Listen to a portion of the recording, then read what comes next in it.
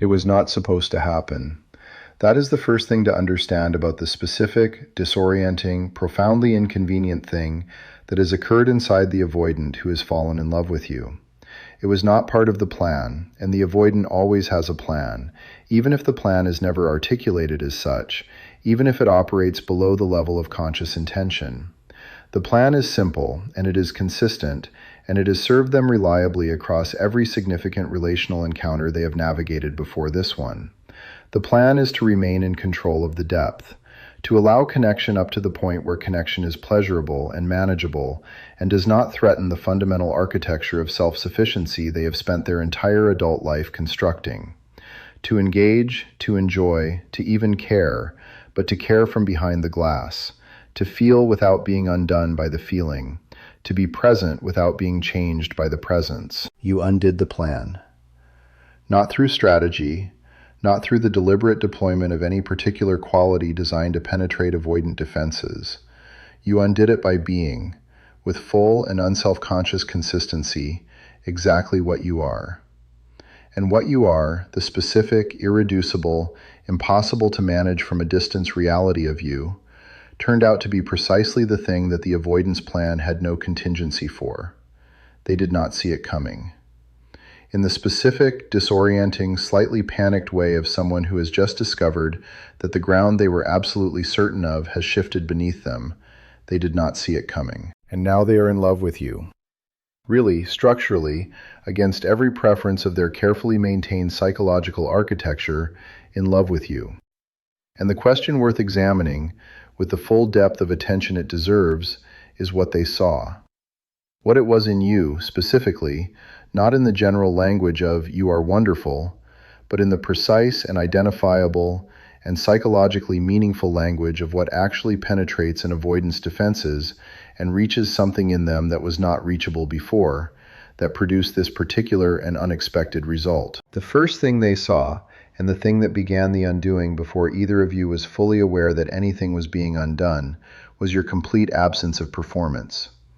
This requires careful unpacking because it is more specific than it initially sounds. Everyone, in the early stages of any relationship that matters to them, performs to some degree, selects, presents the version of themselves that is most likely to be well received. The avoidant knows this, has depended on it in fact, because the performance of others is something the avoidance management strategies are well equipped to handle.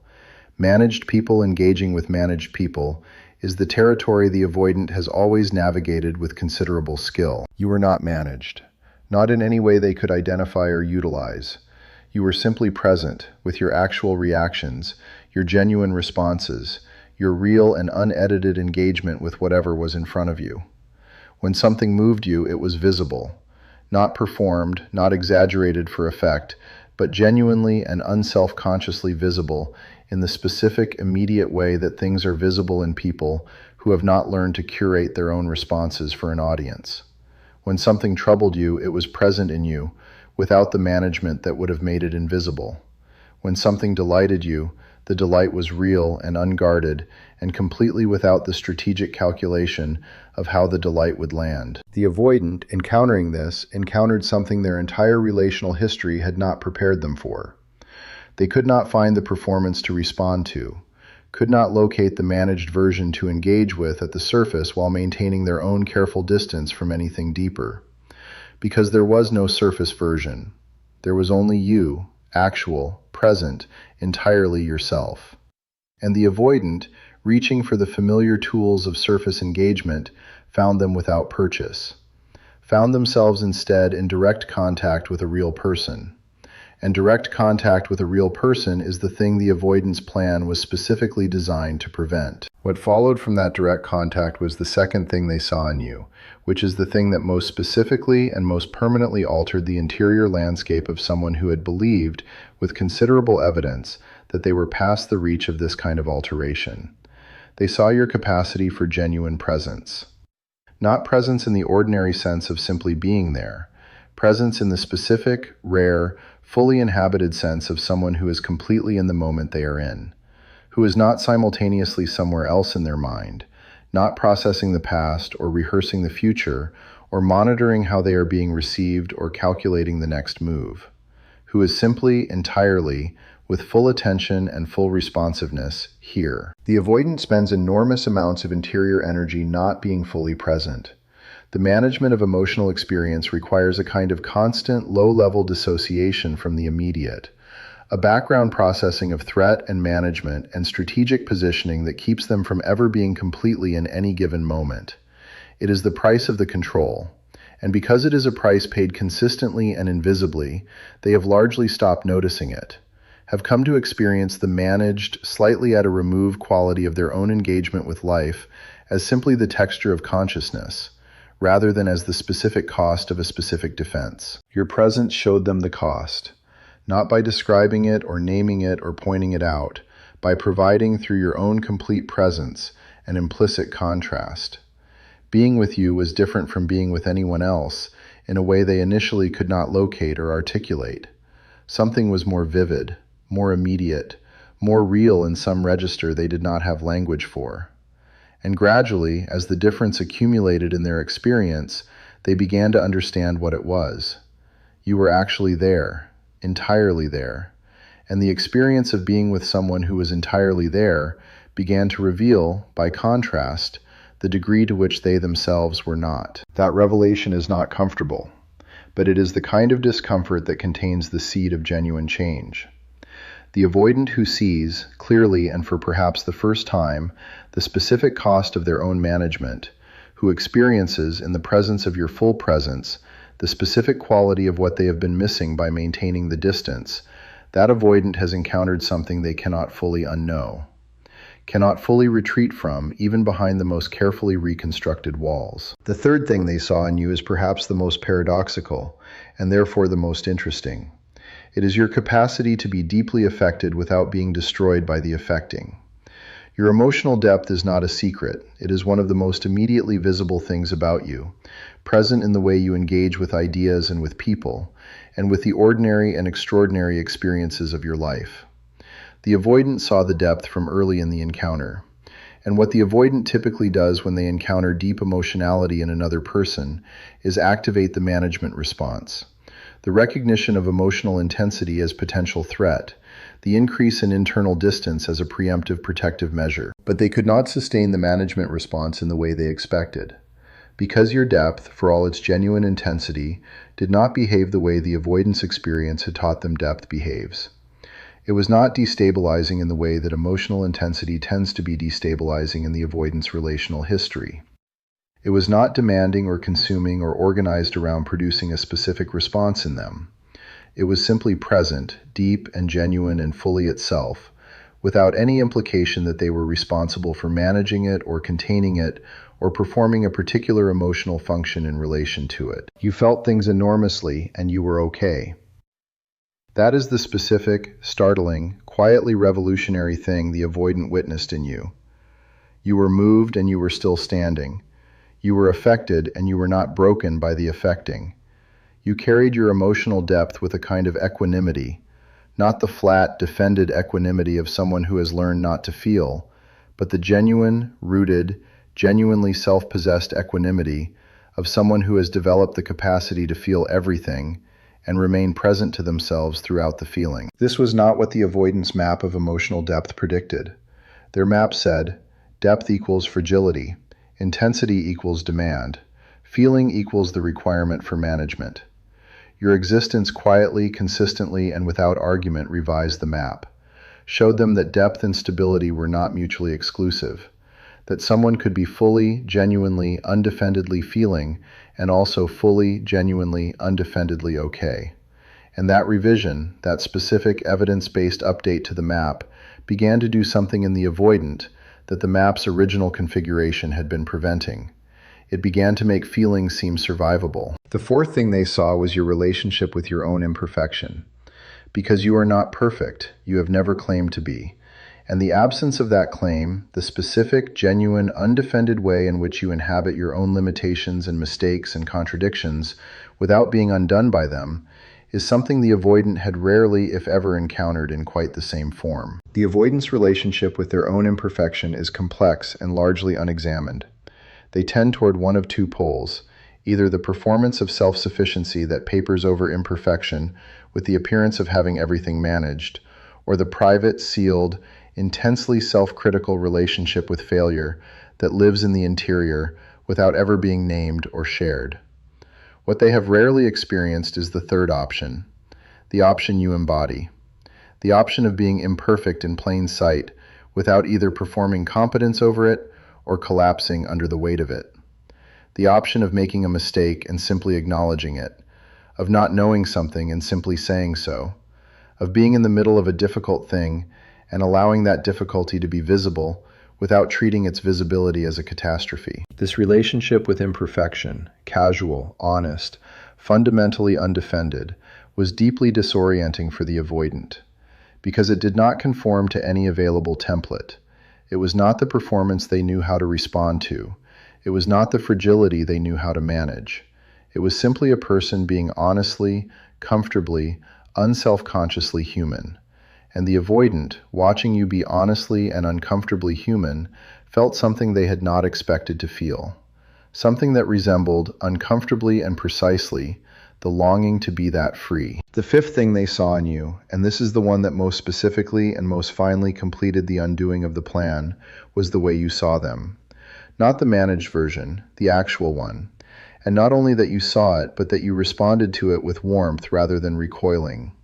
With genuine, non-strategic, uncomplicated warmth that did not require them to be different or better or more than what they actually were in order to be received. This is the thing the avoidant had perhaps never been given by another person in a relational context. This specific quality of being seen in one's actual, unmanaged, sometimes difficult reality, and finding the seeing met with warmth rather than with the judgment or the withdrawal or the burden of expectation that their history had taught them to anticipate. You looked at the real version and you moved toward it, not to fix it, not to be the person who finally healed them, simply because what you saw there was real, and real things are what you move toward. It is simply your nature. That nature, the nature of someone who moves toward what is real rather than toward what is presented, is the thing the avoidant had no defense against. Because the defenses were built for people who engage with the surface, and you do not engage with the surface. You never have. You cannot help but go deeper, and in going deeper with the avoidant, in finding the real version and responding to it with the warmth that is also simply your nature, you reach something that had not been reached before. And something that had not been reached before, something touched for the first time, in the specific place it lives, with the specific quality of attention it had never received, does not simply return to the state it was in before the touching. It is altered. The avoidant is altered. In the specific, permanent, cannot be managed back to its previous state way of something that has been genuinely, unexpectedly, entirely contrary to the plan, loved into opening. That opening is terrifying to them. Let that be said clearly and held honestly, because the terror and the love are not in competition in the avoidant. They are simultaneous. They are, in fact, the same response to the same stimulus, which is the stimulus of you. The love is real. The terror is equally real. And the terror, being the more familiar of the two, being the one the avoidant has the most developed relationship with, the one their entire psychological structure was built to manage, the terror tends to run louder in the short term, tends to produce the behavior that looks, from the outside, like indifference or withdrawal, or the contradiction of everything the love would logically produce. You now understand why. The opening is the most threatening thing the avoidant has experienced in recent memory, not because you are dangerous, because they are, in the presence of you, undefended. And undefended is the state the avoidant psychology spent a lifetime engineering against. The love that falls unexpectedly, in the specific and unprecedented way that love falls when someone sees the real version and moves toward it, that love dismantles the engineering. And the dismantled state, however much it is also the desired state, is the one the avoidant must learn, slowly and with tremendous effort, to survive. They are learning it. In the specific, disoriented, against every previous plan way, of someone who did not expect to be here and does not entirely know what to do now that they are. They are learning it because of what they saw in you, because of what you are, because you were simply, entirely, without strategy or performance or any intention other than being yourself, exactly what they had no defense against. And that despite everything, despite the plan, despite the carefully maintained architecture of a life organized around not needing anyone, was enough. You were enough. You are enough. You always were. Always were is where the truth was hiding, not in the future contingency of when they are ready, not in the retrospective clarity of once they understood, not in the eventual, perhaps arriving, cannot be scheduled moment of their full opening. In the always. In the simple, non-negotiable requires nothing from them to be true fact, that what you are has always been sufficient, has always been more than sufficient, has always been, in the specific, irreducible terms of your actual nature, extraordinary. Not extraordinary in the performed, curated, look at what I am sense. In the quiet, constitutive, this is simply what I am sense, that does not require an audience to be real, and does not require validation to be true. The avoidant falling in love with you did not create your worth. It confirmed something that existed independently of their perception of it. And this distinction between worth that depends on being perceived and worth that simply is one of the most important things the entire experience of loving an avoidant can teach you, if you let it teach you this, rather than only teaching you the more painful lesson about unavailability and loss. Because the painful lesson is real, and it is important, and it deserves every bit of the attention it has received throughout this entire examination. But the other lesson, the quieter one, is perhaps the more permanently useful one, the lesson that says, you were always enough. The avoidance defenses did not change that. The withdrawal did not change that. The silence did not change that. And the fact that someone with walls as formidable as theirs, with a plan as deliberate as theirs, with a history as consistent as theirs, fell in love with you anyway, unexpectedly, against the full force of their own resistance, that is not the source of your worth. It is simply the most recent evidence of it. What it means to carry that evidence forward, to live from the understanding of your own worth rather than seeking its confirmation in someone else's response to you, is the ongoing, daily, never fully completed practice of everything this journey has been pointing toward. Because the understanding and the living from it are not the same thing. You can understand your worth completely, can articulate it clearly, can recognize with full intellectual clarity that it is not contingent on anyone else's perception, and still, in the activated, embodied, fully feeling reality of being in close proximity to someone whose love you want, default to the behaviors and the internal experience of someone who is seeking rather than someone who knows. The seeking is not shameful. It is human. It is the ordinary, understandable, entirely forgivable response of a person whose attachment system is engaged with another person it genuinely loves and wants to be loved by. But the seeking, when it becomes the organizing principle of your presence in the relationship, when it relocates your attention from yourself to the constant, low-level monitoring of whether you are being received, whether you are enough, whether the love is holding, that is when it begins to cost you something real. That is when the knowing becomes theoretical rather than functional. When the worth that is supposed to be non-contingent gets quietly, gradually, recontingented on their ongoing response. The practice is not to eliminate the seeking. It is to notice when you are in it. To recognize the specific internal texture of the seeking state, the slight contraction, the monitoring, the reduction of your own full presence into the anxious question of how you are landing, and to gently, without self-punishment, return to yourself, to the ground of your own experience, to the knowledge that is not theoretical but earned, the knowledge that your presence in this relationship, offered from the full and self-possessed version of yourself, rather than from the seeking version, is the most genuinely loving thing you can bring to it. The avoidant who has fallen in love with you is, in this same period, navigating something that has no precedent in their relational history, because they have experienced connection before. They have experienced warmth, attraction, the ordinary pleasures of early relationship. They have even, perhaps, experienced versions of caring that they might have called love in a different register.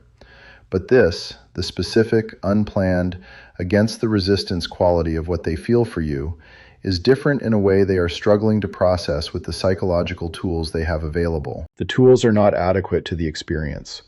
They were built for a different category of relational engagement, for the management of connection at a safe depth, for the maintenance of self-sufficiency in the context of other people's presence, for the navigation of intimacy as something to be controlled rather than surrendered to. And what is happening in them in relation to you does not respond to management, does not quiet when they create distance, does not diminish when they apply the usual tools of suppression and intellectualization and strategic forward motion. It persists. It surfaces in the gaps between distractions. It is present in the quality of their attention when you are in the room, and in the quality of your absence when you are not. This persistence is new, and new experiences for the avoidant are among the most threatening, because the threat assessment system is calibrated on the known, on the anticipated, on the patterns their history has made familiar, and therefore manageable. The unprecedented is the system's least manageable territory, and falling genuinely, unexpectedly against the plan in love is, for the avoidant, fully unprecedented. What they will do with the unprecedented is the question that matters most in this period, and it is the question that only their behavior over time can answer. Because the avoidance response to unprecedented internal experience tends to follow one of two broad trajectories, and the trajectory they follow is not determined by the intensity of the feeling.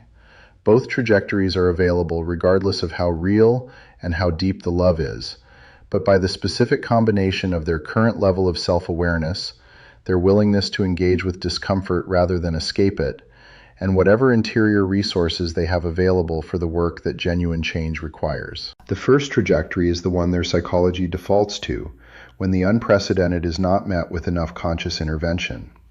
It is the trajectory of retreat. The love becomes too large and too unmanaged and too threatening to the structural self-sufficiency, and the defense system activates with the full force of everything it was built to protect, and the distance is recreated. The plan, which was disrupted by the falling, is reinstated. Not cleanly, not without cost, the reinstated plan now has you in it as a permanent reference point, a specific and irreplaceable absence that the management strategies will have to work around forever. But the retreat happens. The walls go back up. The love lives, as it will always live, in the interior. Acknowledged to no one, possibly not even fully to themselves. The second trajectory is the more difficult one, and the more rare one, and the one that is only available to an avoidant who has enough self-awareness to recognize what is happening in them, and enough courage to choose differently than their conditioning would naturally produce. It is the trajectory of remaining, of choosing, against the full force of the defense system's recommendations, to stay present to the unprecedented, to let the love be what it is without immediately engineering the distance that would make it manageable, to remain in contact with you, genuine, deepening, increasingly honest contact, even as the contact continues to be the specific, irreplaceable, impossible to manage from a distance thing that caused the falling in the first place. This trajectory requires something from you too. Not the management of their process, that is their work and it cannot be done for them or assisted into happening on a timeline that is convenient for you. But the specific quality of presence and patience and clear-eyed, self-respecting accompaniment that creates the conditions in which the second trajectory is most possible. That holds the space, not as a performance, not as the strategic maintenance of a relational environment designed to produce a desired outcome, but as the genuine expression of someone who is here because what is here is real, and who is willing to accompany the reality of it without requiring it to be more resolved than it actually is. That accompaniment has limits. The limits are yours to define and yours to maintain. They are not negotiable in the interest of being the person who finally made the avoidance opening possible. They are not the limits of someone who is managing their own needs in service of the avoidance process. They are the genuine, self-respecting, non-negotiable limits of someone who knows what they require in order to remain genuinely present, rather than gradually consumed by the specific demands of accompanying someone in the difficult, non-linear, frequently backsliding process of learning to stay. What you require is not perfection. What you require is genuine effort. The visible, behavioral, observable evidence that the trajectory being chosen is the second one rather than the first. The evidence that the unprecedented experience of falling in love is being met with something more than the default response of managed retreat. That the feelings you have, both now acknowledged, are being engaged with honestly and courageously, rather than suppressed back into the comfortable architecture of the pre-you plan. The evidence, when it is present, is quiet. It does not announce itself with dramatic gestures or sweeping declarations that require the vulnerability the avoidant is not yet capable of sustaining in a fully consistent way. It shows up in small things. In the moment when the distance begins and they notice it and say something, rather than simply enacting it. In the conversation that goes deeper than they intended, and they stay in it rather than manufacturing a reason to surface. In the repair that happens after the rupture rather than the rupture simply being left to stand as the new baseline of the distance.